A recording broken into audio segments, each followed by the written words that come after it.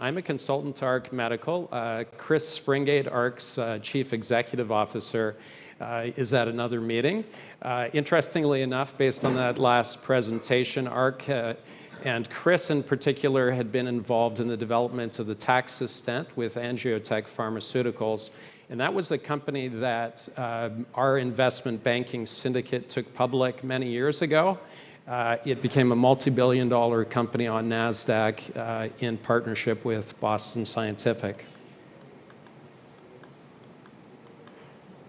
ARC's value proposition is really threefold, focusing on major markets in the US and Japan.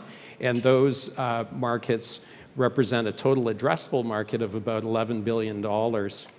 The company has recently produced compelling data in a number of compassionate use cases in Canada in the orthopedic space, as well as producing some compelling clinical safety data, as well as preclinical head-to-head data.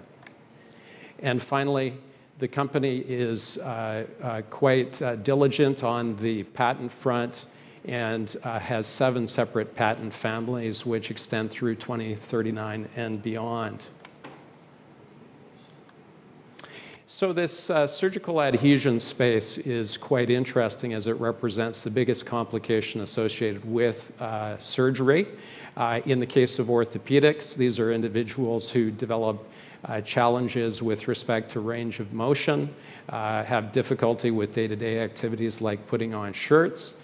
In the case of gynecological surgeries, such as a myomectomy to remove a fibroid, women can develop infertility as a result of this procedure due to their adhesions.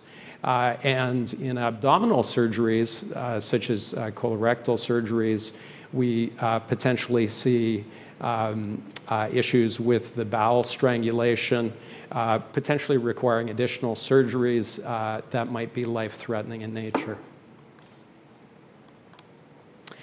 The application of J-code is very simple in a few seconds. It's 10 mils in a pre-filled syringe in the orthopedic situation.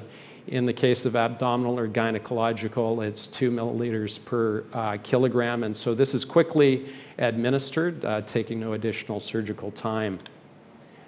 It is a liquid that flows like water. It's quite unique as a medical device. It flows through the whole surgical site, providing a temporary barrier post-surgery to prevent these adhesions. And this can be applied, I think, quite uniquely in terms of laparoscopic indications, notably, but also in open procedures and also in arthroscopy.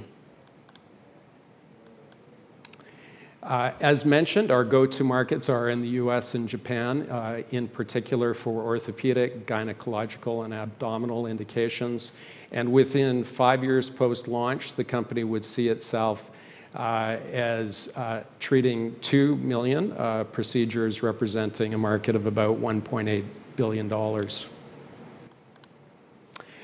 The company has produced some compelling preclinical data against competitors. We'd be happy to share that with you. That includes film, it includes spray, and one additional liquid medical device showing significant superiority and adhesion prevention. The markets in the US are of size. ARC's intention is to look at the orthopedic space first, as it is the fastest and cheapest way to get to market. And there are no direct competitors in this space, so this is quite unique in the adhesion arena. Indirect competition includes things like physiotherapy to break apart those adhesions post-surgery. As mentioned, we have produced very recently and excitingly some orthopedic data in Canada on a compassionate use basis. These were 2 individuals with shoulder surgery and 2 with knee surgery. What we can say is these were individuals who had come back for surgery upon development of their adhesions. The surgeon came in, cut those adhesions, applied 10 mils of Joe coat, and we saw significant and durable response in these individuals, showing a marked improvement in forward flexion and knee flexion. 4 for 4 so far, and we look forward to more subjects moving forward. We also performed a safety study in Canada, and this was really a volume escalation study showing good safety. We also made sure that there was no device-drug interaction as it pertained to other drugs that were commonly used during these procedures as well. As mentioned, the company has 7 separate patent families. We also have process technology which involves the ultra-purification and chemical modification of the polysaccharide, which is the key component of this liquid medical device.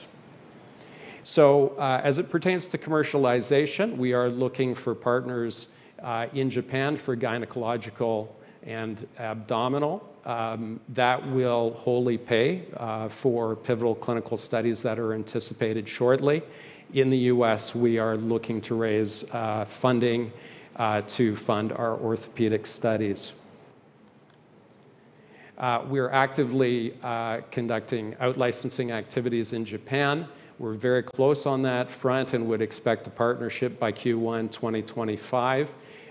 This would involve our partner paying for full clinical study costs, also paying the company a milestone and royalties on sales.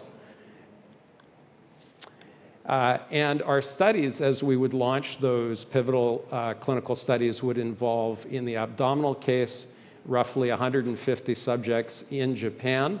This would be a head-to-head against Seprafilm. Primary endpoints would be the percentage of patients that were adhesion-free. Secondary endpoints would be the non-inferiority versus Seprafilm at site of administration and superiority in the rest of the abdominal pelvic cavity. We're also looking at a gynecological study, again, a head-to-head study in 40 subjects, and that would also result in us seeing approvals both for gynecological and abdominal uses, both in a laparoscopic and open laparotomy procedures. The company has raised $19 million in equity offerings, $18 million in non-dilutive revenue and grants as well, which is very impressive to me as a capital markets person. We are out raising an additional $30 million currently for the orthopedic uses, and those use of proceeds would include the initiation of a pilot study, the completion of a pivotal orthopedic study in the US, and approvals there. And that study would be 200 to 400 patients in size. At 12 weeks, we would be looking at changes in range of motion. Secondary endpoints would be patient-recorded outcomes.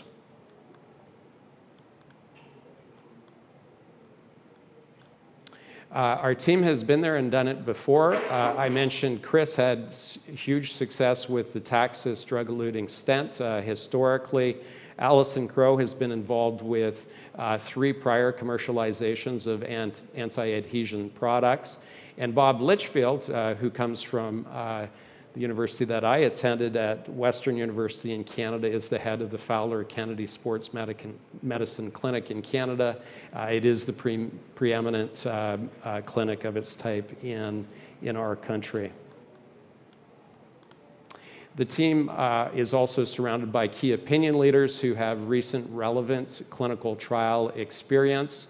These are individuals who assist the company with its clinical trial design, making sure that our studies are both clinically and commercially relevant. There have been many deals struck in this space in the area of surgical complications, several that are multi-billion in size. And so I would just point to you today a few take-homes. I know there's a lot of data that you're going to be processing today, but we are addressing significant markets in the anti-adhesion space. The company has generated some very recent data in the orthopedic arena on a compassionate use basis. It has very strong intellectual property and process technology. And furthermore, this is a company with operators who have been there and done it before with the development of products like the Taxistent and other anti-adhesion products. So in the near term, we have a few milestones coming up. The first would be the launch and completion in 12 months of the pilot orthopedic study in Canada. Secondly would be the completion of the Japanese deal that we feel is very clear and present to us right now by Q1 2025. And finally, the data readouts in Japan for our pivotal clinical studies, both for abdominal and gynecological. So thank you so much for your time today. I look forward to speaking with you.